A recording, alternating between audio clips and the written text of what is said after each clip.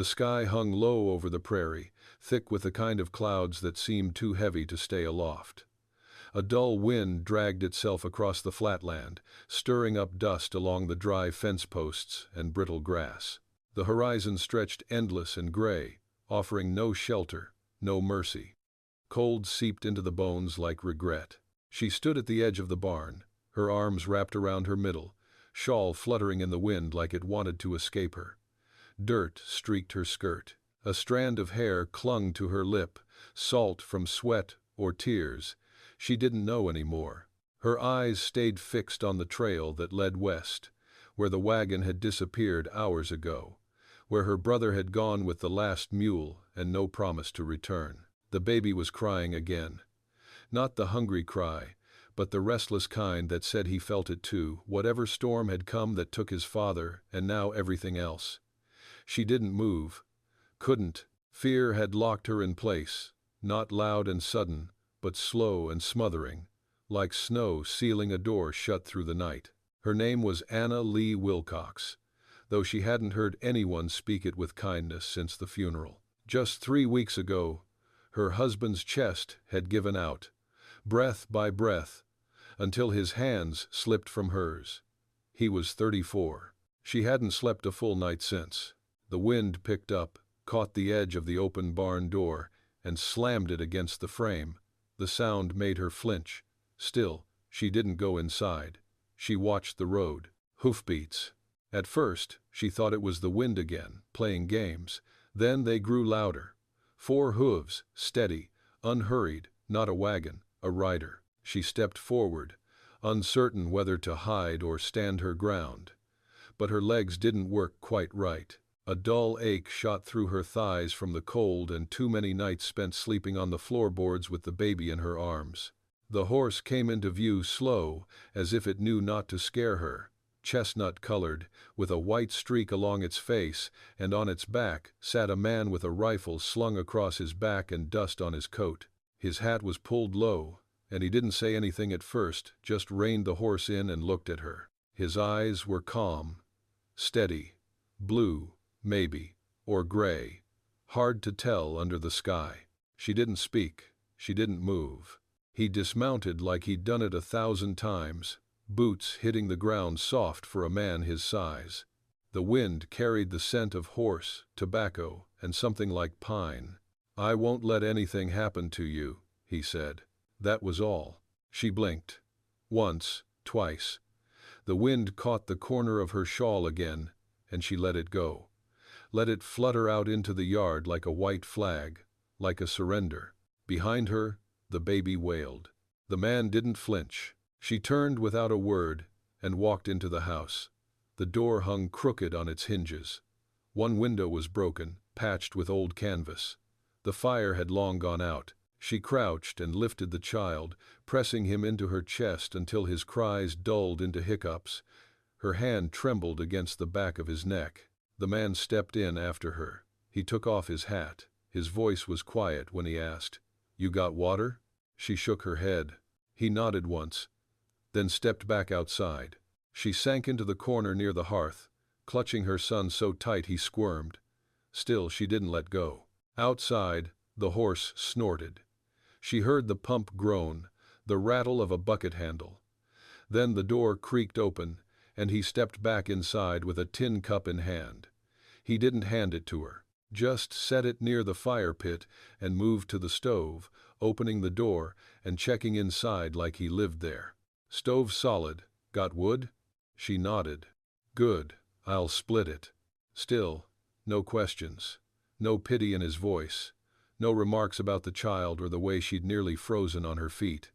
Just work. That was something she understood. She watched as he moved through the yard, strong and quiet, and the axe fell with rhythmic force. He didn't rush, didn't try to speak through the wind or make her explain anything, just gave the kind of silence that wasn't empty, but full, like someone had made room for her grief. By the time the fire was lit again, she was crying, but the tears came quiet. Her face didn't change, just water running down skin like rain on a wall. She hadn't asked his name. He hadn't asked hers. Outside, the clouds began to break. That night, The fire held. The wind outside calmed to a whisper, brushing the walls like an apology. The man slept by the hearth, wrapped in his bedroll, one arm folded behind his head, the other resting near the rifle he hadn't yet needed. He didn't snore. He barely moved. Anna lay awake with the baby on her chest, wrapped in what blankets she had left. Her eyes flicked between the ceiling beams and the man's silhouette against the firelight. She didn't trust him, not fully, but she wasn't afraid of him either. Something about the way he'd moved, slow and with purpose, told her he wasn't there for trouble. He hadn't touched her, hadn't looked at her like she owed him anything.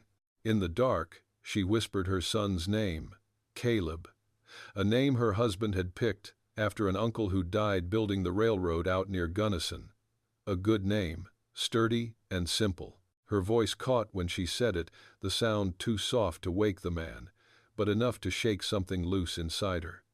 She closed her eyes and let the warmth of the fire soak into her skin. Morning came cold, but with a clear sky. Blue so sharp it felt like it could crack open if you stared too long. Frost shimmered on the edges of the fence posts. The ground was hard underfoot. He was already outside, chopping more wood, sleeves rolled up to the elbows. His shirt clung to him with sweat despite the cold. The axe rose and fell in a rhythm that seemed like it had been going long before she woke. She stood in the doorway, arms crossed, baby still asleep against her shoulder. "You plan to stay long?" she asked, voice still raw from sleep and disuse. He didn't look up. "Long as you need. I didn't ask you to come." He stopped then, set the axe against the stump, wiped his hands on his thighs, and finally met her eyes. "No, ma'am, you didn't." She should have said something else, asked who he was, why he'd chosen her place to stop, but her throat tightened. Something about the calm in his face, the way he didn't push, didn't try to explain himself, made the rest of her words crumble. She turned back inside. Later that morning, while Caleb napped in the cradle they'd built from an old crate, she found him near the barn, patching a hole in the roof.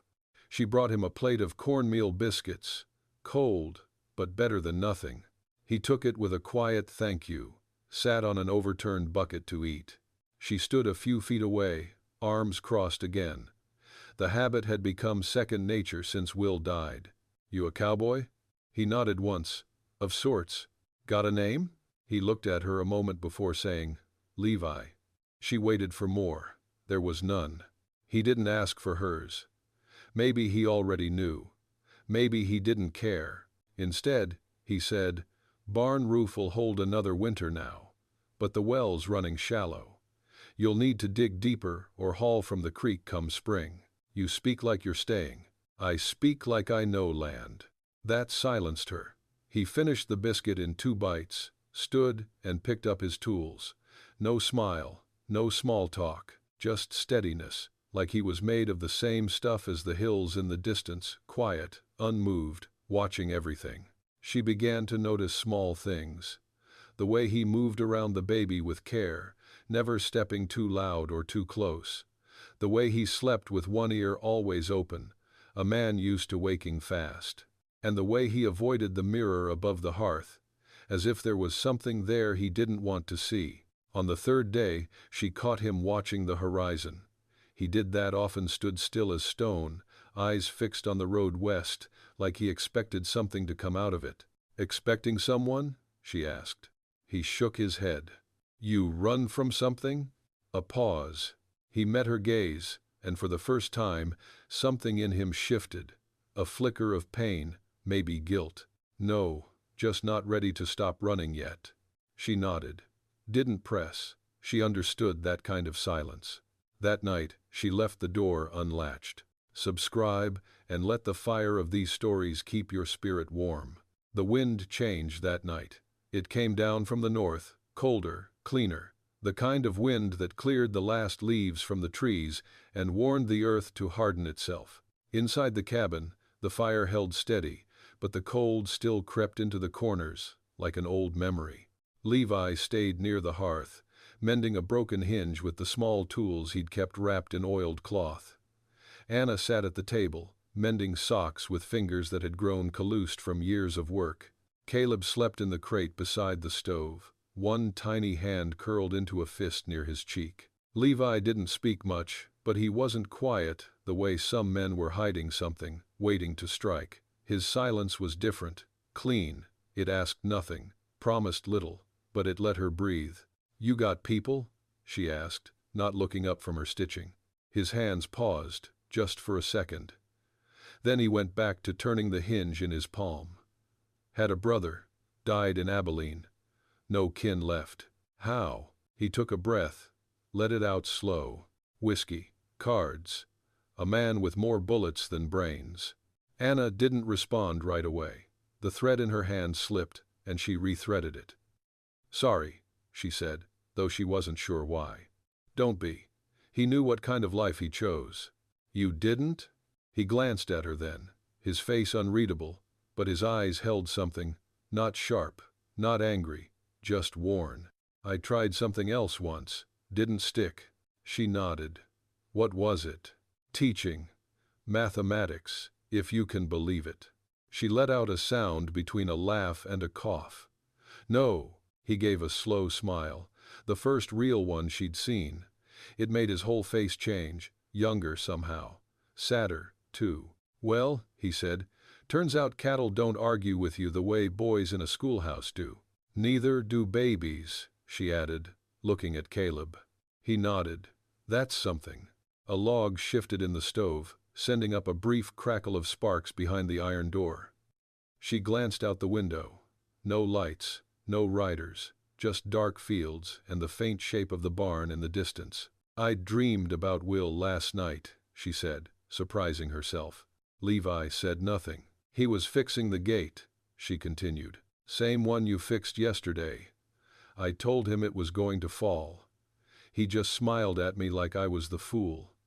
Then I woke up, and the gate was fixed. For a second, I thought maybe." Her voice broke, but she didn't cry, just pressed her lips tight and kept sewing.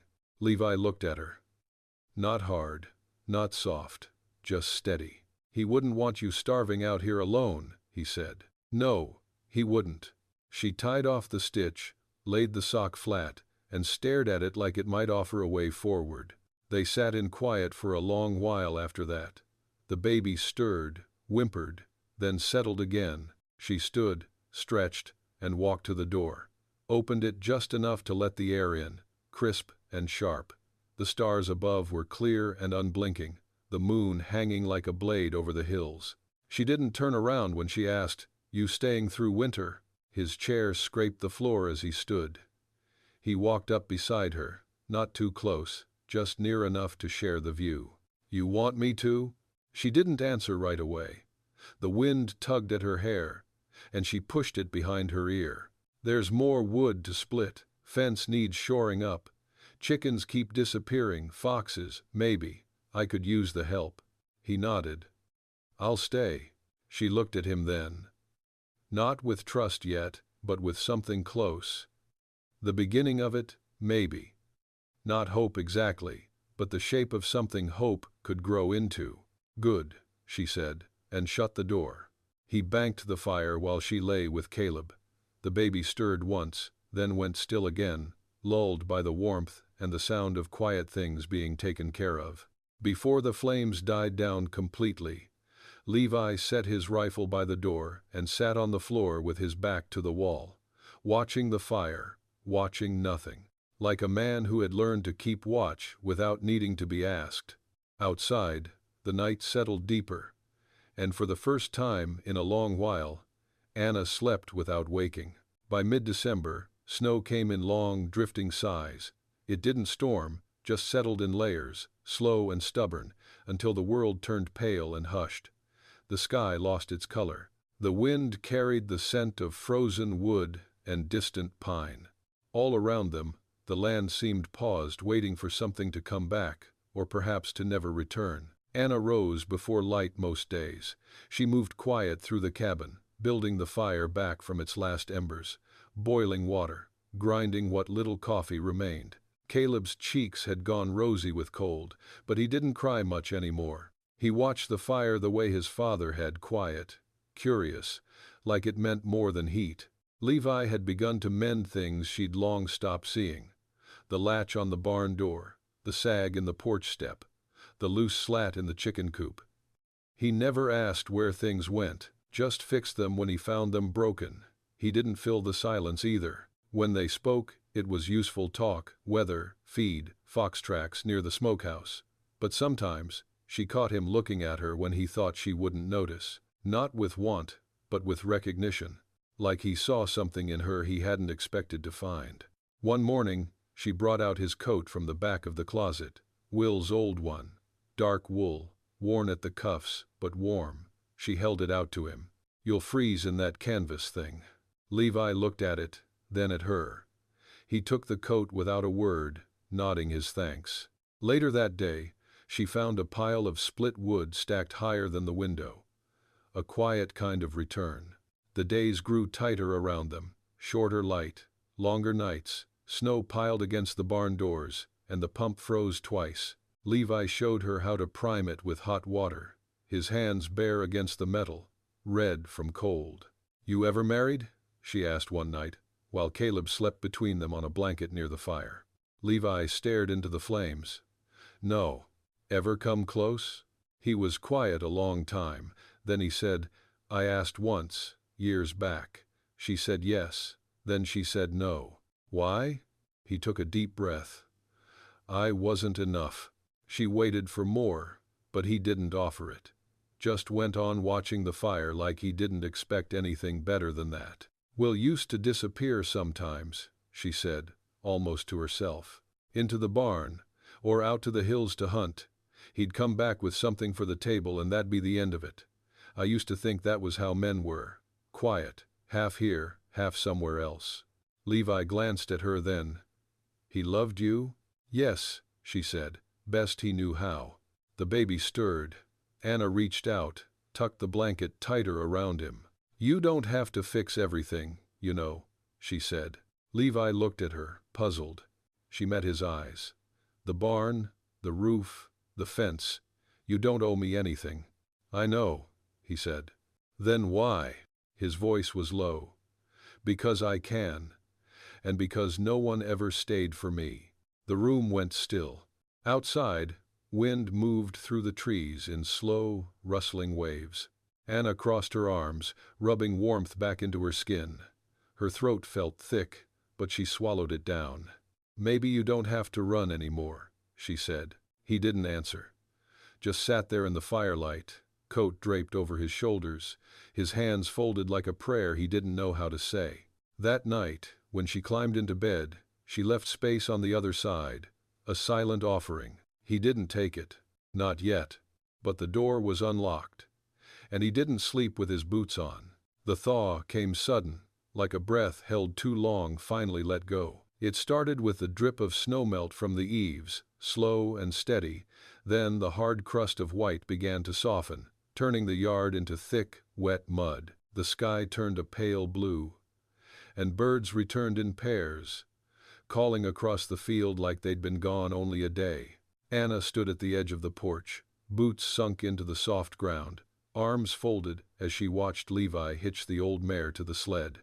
They were headed into town, her first trip in months. Supplies were low, the chickens hadn't laid in weeks, and she'd put off buying new shoes for Caleb until the boy's toes started pressing against the leather. Levi wore Will's coat still. It fit him now in a strange way, like he'd grown into the space left behind. "You sure you want to come?" he asked. She nodded. "I need to show my face. Folks think I disappeared. They'll stare." "Let 'em." He helped her up into the sled, careful not to jostle the boy. Caleb was bundled in wool and half asleep, cheek pressed to her chest. She hadn't told him, but Levi had become the first face the child reached for in the morning. It was a long ride. The road into town had turned to slush and mud, and the sled groaned beneath them. No one spoke. Not much needed saying. The sound of the mare's hooves in the wet earth, the creak of the runners, the distant bark of dogs as they passed scattered homesteads, these filled the space well enough. When they reached town, eyes followed, heads turned, doors opened, then slowly shut. It wasn't malice. just that tight-lipped curiosity people in small towns wore like their Sunday coats. At the mercantile, she kept her head high, chose flour, beans, oats, salt, and a new pair of boots for the boy.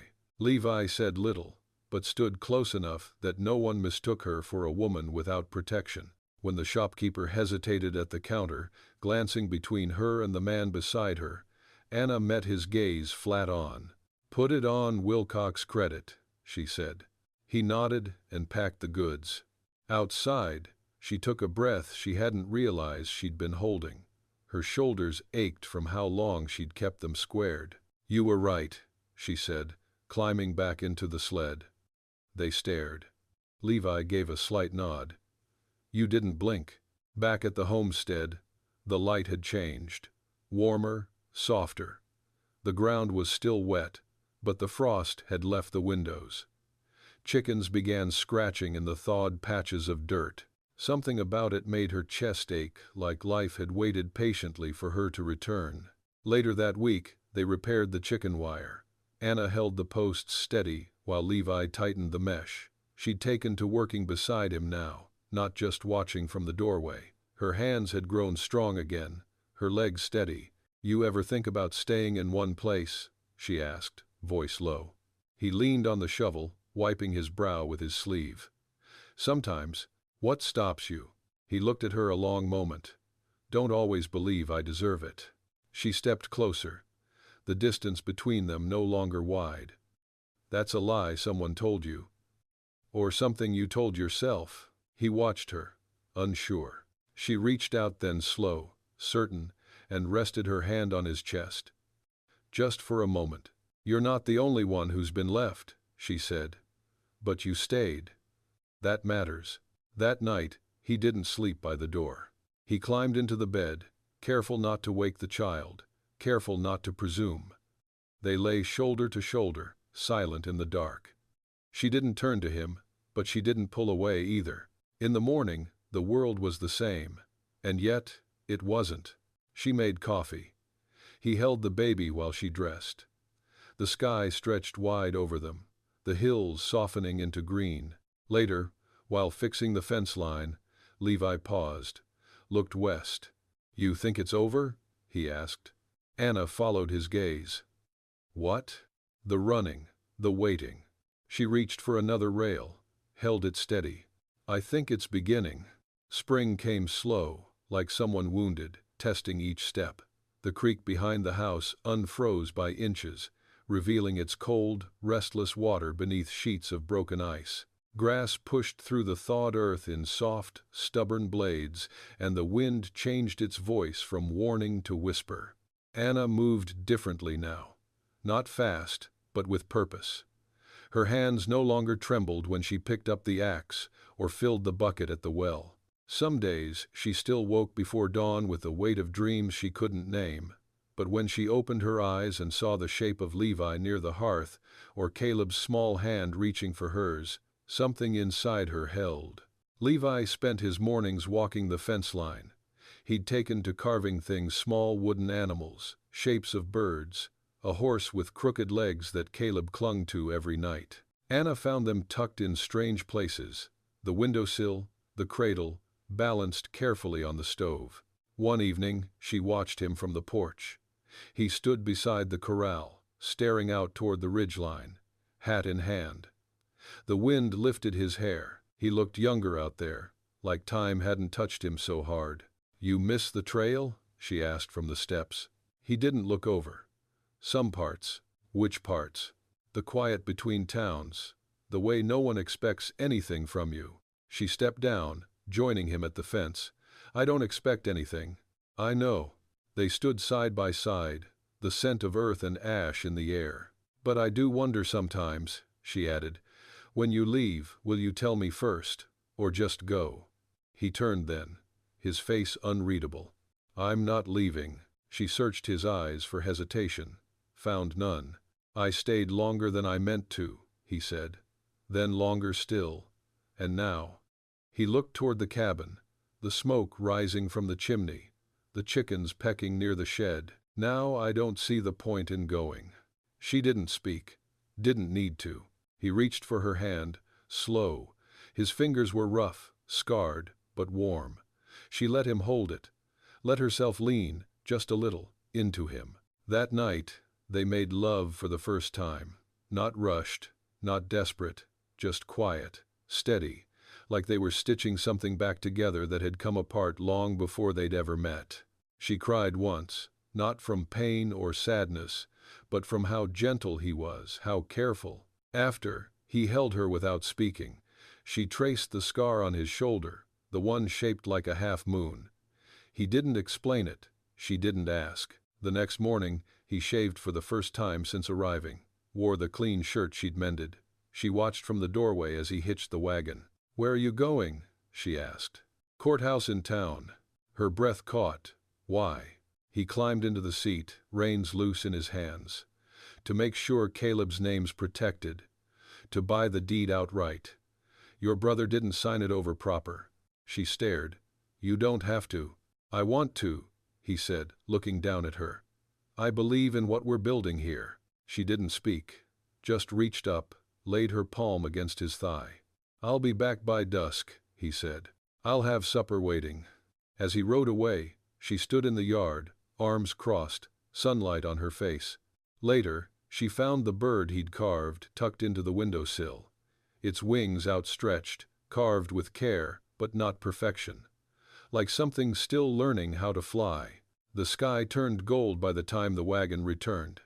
Dust rose behind the wheels, soft in the light, and the mare's hooves struck the dirt with a tired rhythm. Levi rode quiet, one hand on the reins, the other resting on his thigh. He looked worn, but sure.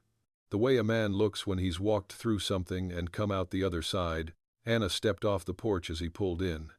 Caleb was on her hip, his thumb in his mouth, eyes heavy from the long day. Levi climbed down, slow from the drive, and met her in the yard.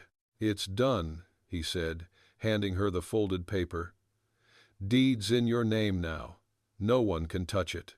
She took it but didn't look at it, just stared at him, her eyes searching. "There's more," he added, almost shy. He reached into his coat pocket, pulled out a small box, not fancy, just a square of polished wood, worn at the edges.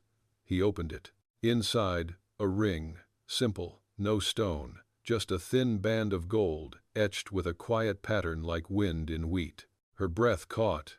"It's not much," he said, "but it's real."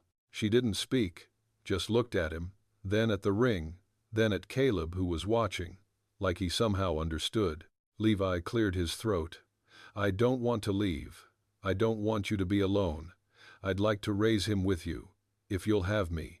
Anna stared at the ring a long moment, her hand resting on the boy's back. "I'm not the same woman I was," she said, voice low. "I know. I still wake up scared sometimes. Still look for Will in the dark." "I know," he said again. She looked up at him, eyes full but not uncertain.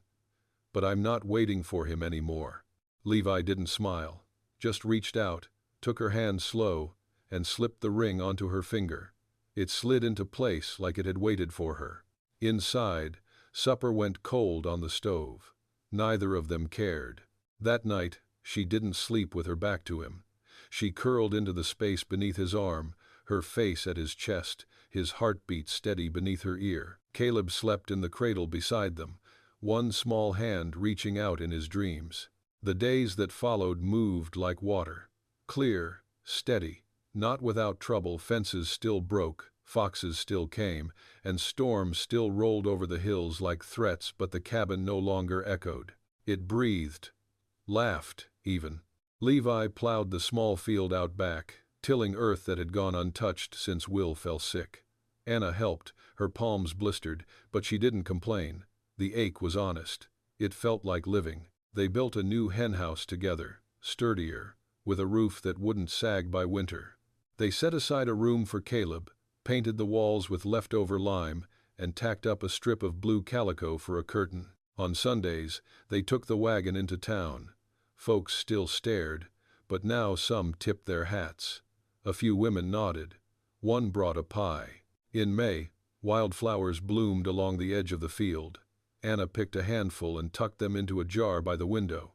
yellow, white, deep, violet. The boy pointed to them each morning with a grin wide enough to break the sky. That evening, she and Levi stood in the yard, arms dusted with dirt, backs aching from the garden. "Never thought I'd have this," he said. She leaned into him, head against his shoulder. "You earned it."